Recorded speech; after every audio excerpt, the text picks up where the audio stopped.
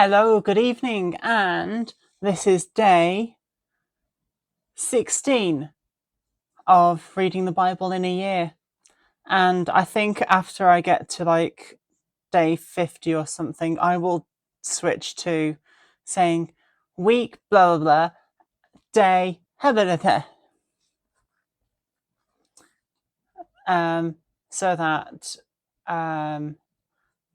I don't count too high, but I might just put in brackets what day it is in terms of like, yeah, just in case you don't want to work it out, because all you have to do is do, like, today is week 4, day 1.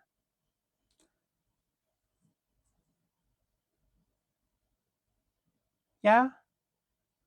So I'll let you know later. Anyway, today is Pharaoh's dreams and Joseph's rise to power, and Joseph's brothers go to Egypt, and the brothers return to Canaan. Basically, I'll just start reading now. Then it came to pass at the end of 2 full years that Pharaoh had a dream, and behold, he stood by the river. And suddenly there came up out of the river 7 cows, fine looking and fat, and they fed in the meadow. Then behold, 7 other cows came up after them out of the river, ugly and gaunt, and stood by the other cows on the bank of the river. And the ugly and gaunt cows ate up the 7 fine-looking and fat cows. So Pharaoh awoke. He slept and dreamed a second time, and suddenly 7 heads of grain came up on the side on one stalk, plump and good. Then behold, 7 thin heads, blighted by the east wind, sprang up after them. And the 7 thin heads devoured the 7 plump and full heads. So Pharaoh awoke, and indeed it was a dream. Now it came to pass that in the morning that his spirit was troubled, and he sent and called for all the magicians of Egypt and all its wise men. And Pharaoh told his dreams, but there was no one who could interpret them for Pharaoh. Then the chief butler spoke to Pharaoh, saying, I remember my faults to this day. When Pharaoh was angry with the servants and put me in custody in the house of the captain of the guard, both me and the chief baker, we each had a dream in one night, he and I. Each of us dreamed according to the interpretation of his own dream. Now there is a young Hebrew man with us there, a servant of the captain of the guard, and we told him, and he interpreted our dreams for us. To each man he interpreted according to his own dream. And it came to pass, just as he interpreted for us, so it happened. He restored me to office, and he hanged him. Lots of he, him, his things going all around there, getting confusing with who the he's are. Then Pharaoh sent and called Joseph, and they brought him quickly out of the dungeon, and he shaved, changed his clothing, and came to Pharaoh. And Pharaoh said to Joseph, I have had a dream. There is no one who can interpret it, but I have heard it said that you can understand a dream to interpret it. So Joseph answered Pharaoh, saying, It is not me, but God will give Pharaoh an answer of peace. Then Pharaoh said to Joseph, Behold, in my dream I stood on the bank of the river. Suddenly 7 cows came up out of the river, fine looking and fat, and they fed in the meadow. Then behold, 7 other cows came up after them, poor and very ugly and gaunt, such ugliness as I have never seen in all the land of Egypt. And the gaunt and ugly cows ate up the first 7, the fat cows. When they had eaten them up, no one would have known that they had eaten them, for they were just as ugly as at the beginning. So I woke. Also, I saw in my dream suddenly 7 heads of grain came up on one stalk, full and good. Then behold, 7 heads withered and thin and blighted by the east wind sprang up after them. And the thin heads devoured the 7 good heads. So I told this to the magicians, but there was no one who could explain it to me. Then Joseph said to Pharaoh, the dreams of Pharaoh are one. God has shown Pharaoh what he is about to do. The 7 good cows are 7 years, and the 7 good heads are 7 years. The dreams are one. And the 7 thin and ugly cows which came up after them are 7 years, and the 7 empty heads blighted by the east wind are 7 years of famine. This is the thing which I have spoken to Pharaoh. God has shown Pharaoh what he is about to do. Indeed, 7 years of great plenty will come throughout all the land of Egypt. But after them, 7 years of famine will arise, and all the plenty will be forgotten in the land of Egypt, and the famine will deplete the land. So the plenty will not be known in the land because of the famine following, for it will be very severe. And the dream was repeated to Pharaoh twice, because the thing is established by God, and God will surely bring it to pass. Now therefore let Pharaoh select a discerning and wise man, and set him over the land of Egypt.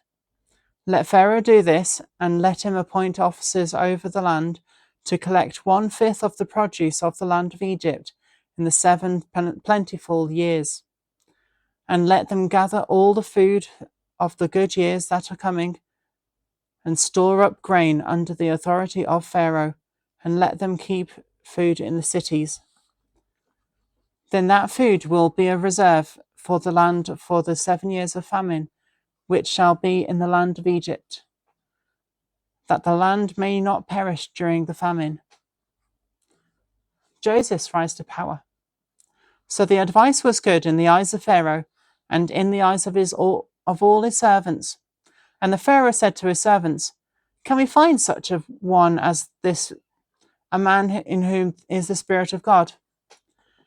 Then Pharaoh said to Joseph, inasmuch as God has shown you all this, there is no one as discerning and as wise as you.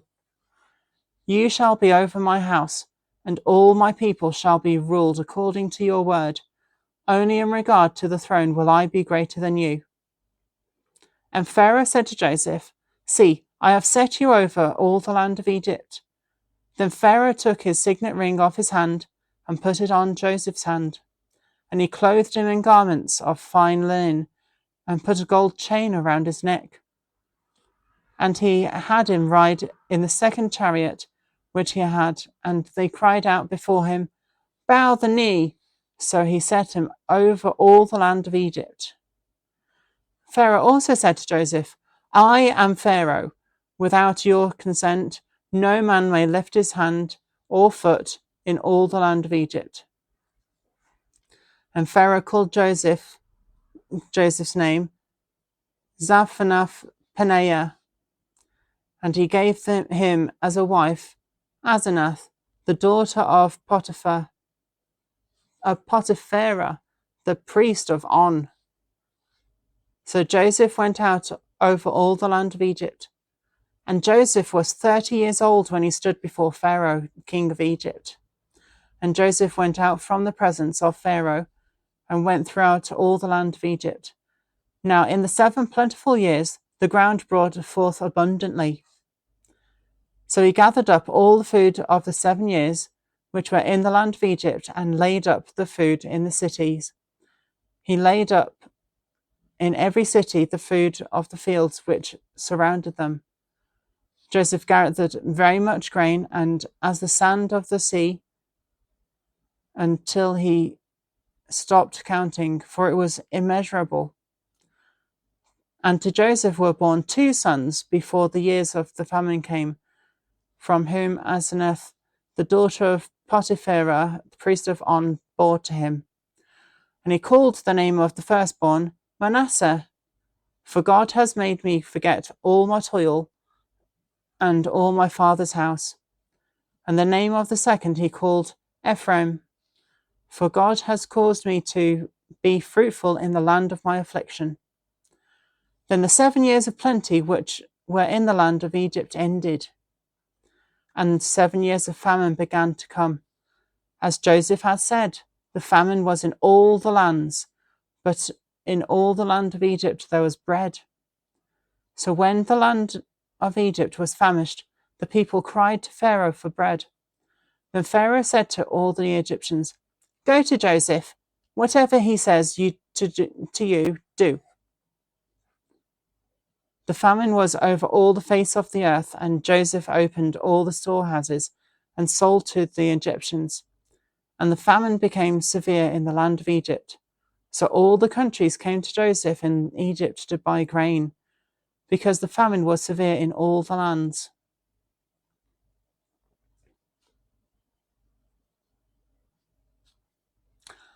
That sounds quite a severe drought and famine. Maybe not a drought, but definitely a famine. All right, chapter 42. Joseph's brothers go to Egypt. When Jacob saw that there was grain in Egypt, Jacob said to his sons, "Why do you look at one another?" And he said, "Indeed, I have heard that there is grain in Egypt. Go down to that place and buy for us there, that we may live and not die." So Joseph's 10 brothers went down to buy grain in Egypt. But Jacob did not send Joseph's brother Benjamin with his brothers, for he said, "Lest some calamity befall him." And the sons of Israel went to buy grain among those who journeyed, for the famine was in the land of Canaan. Now Joseph was governor over the land, and it was he who sold to all the people of the land. And Joseph's brothers came and bowed down before him with their faces to the earth. And Joseph saw his brothers and recognized them, but he acted as a stranger to them and spoke roughly to them. Then he said to them, "Where do you come from?" And they said, "From the land of Canaan to buy food." So Joseph recognized his brothers, but they did not recognize him. Then Joseph remembered the dreams which he had dreamed about them, and said to them, "You are spies! You have come to see the nakedness of the land." And they said to him, "No, my lord, but your servants, we have come to buy food. We are all one man's sons. We are honest men. Your servants are not spies." But he said to them, "No, but you have come to see the nakedness of the land." And they said, "Your servants are 12 brothers, the sons of one man in the land of Canaan. And in fact, the youngest is with our father today, and one is no more." But Joseph said to them, "It is I have spoken to you, saying, you are spies. In this manner you will be tested. But the life of Pharaoh, you shall not leave this place until your youngest brother comes here. Send one of you, let him bring your brother, and you shall be kept in prison, that your words may be tested to see whether there is any truth in you, or else the life of Pharaoh. Surely you are spies." So he put them all together in prison 3 days. Then Joseph said to them on the 3rd day, "Do this and live, for I fear God. If you are honest men, let one of your brothers be confined to your prison house. But you go and carry grain for the famine of your houses. And bring your youngest brother here to me, so your words will be verified, and you shall not die." And they did so. They said to one another, "We are truly concerning our brother, for we saw the anguish of his soul when he pleaded with us." and we would not hear. Therefore this distress has come upon us. And Reuben answered them, saying, Did I not speak to you, saying, Do not sin against the boy? And you would not listen. Therefore, behold, his blood is now required for us. But they did not know that Joseph understood them, for he spoke to them through an interpreter. And he turned himself away from them and wept. Then he returned to them again and talked with them. And he took Simeon from them and bound him before their eyes. The brothers returned to Canaan. Then Joseph gave a command to fill their sacks with grain, to restore every man's money to his sack, and to give them provisions for the journey. Thus he did for them. So they loaded their donkeys with the grain and departed from there. But as one of them opened his sack to give his donkey feed at the encampment, he saw his money, and there it was in the mouth of the sack. And he said to his brothers, My money has been restored. There it is in my sack. Then their hearts failed them, and they were afraid, saying to one another, What is this that God has done to us? Then they went to Jacob their father in the land of Canaan, and told him all that had happened to them, saying, The man who is Lord of the land spoke roughly to us, and took us for spies of the country. But we said to them, We are honest men, we are not spies. We are 12 brothers, sons of our father. One is no more, and the youngest is with our father to this day in Canaan. Then the man, the Lord of the country, said to us, By this I will know you are honest men. Leave one of your brothers here with me. Take food for the famine of your households, and be gone. Bring your youngest brother here, so I shall know that you are not spies, but that you are honest men, and I will grant your brother to you, and you may trade in the land. Then it happened, as they emptied their sacks, that surprisingly each man's bundle of money was in his sack. And when they and their father saw their bundles of money, they were afraid. And Jacob their father said to them, You have bereaved me. Joseph is no more. Simeon is no more. And you want to take Benjamin? All these things are against me. Then Reuben spoke to his father, saying, Kill my 2 sons if I do not bring back to you. Put him in my hands, and I will bring him back to you. But he said, My son shall not go down with you, for his brother is dead, and he is left alone. Any calamity should befall him, if any calamity should befall him along the way in which you go, then you would bring down my grey hair and sorrow to the grave. Wow.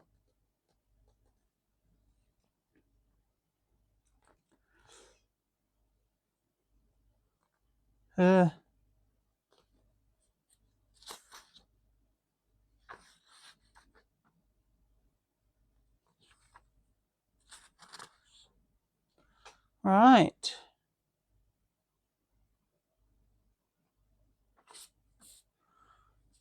Now, that was quite interesting. The next parts are where they take Benjamin to Egypt. Joseph putting a cup in one of the sacks. And yeah, basically the rest of the Joseph story, which is quite a prominent one in the Abrahamic texts. Yeah, so I'll leave it there, and there is another reading that I have to do after this, and it's our last bit of Mark.